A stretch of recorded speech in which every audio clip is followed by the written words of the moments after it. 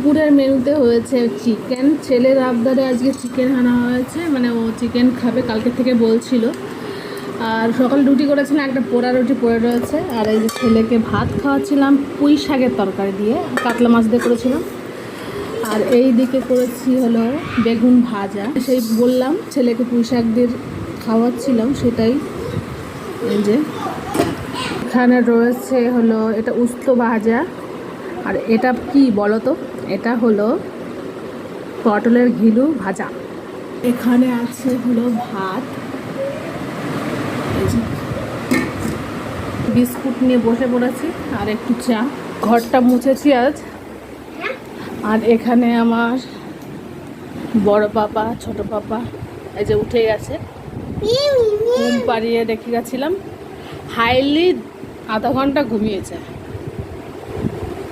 পাপা।